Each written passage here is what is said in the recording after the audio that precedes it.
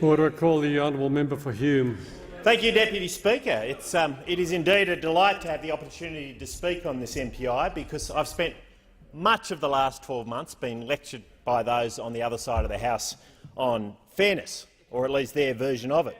Indeed, Deputy Speaker, I was so interested in this topic of fairness, I read and thought deeply about it over the holiday break. Now it's interesting. It's interesting because what we're dealing with here is a party whose definition of fairness is knifing two leaders, not one, two leaders, in their disastrous time in government, and they were good at it. And they were good at it.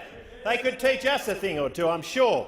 They allowed 40,000 people to jump on boats, and 1,200 of them died. 1,200 of them died, and that's fair. And that's fair. They poured money into school buildings that have never been used. They funded pink bat programs responsible for deaths and phenomenal wastage. And that's fair. And that's fair.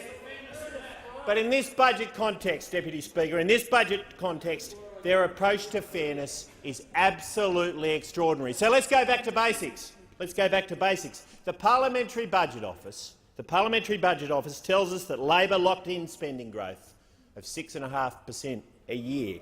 Now, that's significant for those of you who are not economically literate, and I realise that's a fair whack of those over that side of the House.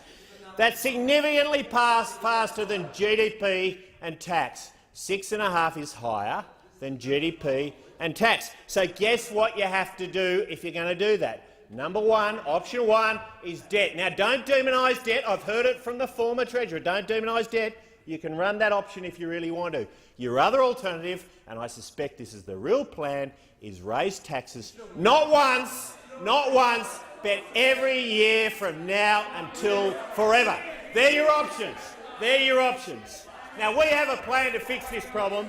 We've got a plan, but given Labor's complete refusal to manage its spending, it only has those two options. Labor needs to come clean with Australians about which one it's going down. Are you taking us down to European-style debt, or are you going to raise our taxes every year from now until forever? So the real question here, Deputy Speaker, is who will pay for Labor's largesse? Who will pay? Is it today's taxpayers or tomorrow's Australians? That's your choice, today's taxpayers or tomorrow's Australians. Now, come clean. But we have hints. The member for Fraser has told us that Labor could balance the budget by bringing back carbon and mining taxes. So we've been told. It's clear we know the answer. And he echoes the views we know of others in his party. Whack Middle Australia with a tax to fund your handouts. Never mind that the mining tax never eventuated, the revenues never eventuated, and the carbon tax was simply shifting jobs, emissions and tax revenues offshore. But the member for Fraser knows well there is an alternative, and that's to pass on the debt to your kids. Now, a lot of people say that government debt is different from household debt, and that is quite right. It's different. And there's one big difference. You can pass it on to your kids. And that's exactly what the Labor Party plans to do. And let's look at the situation of younger Australians. House prices have been rising for 20 years. Cheap mortgages, supply shortages and a lack of investment in infrastructure have resulted in high house prices across Australia.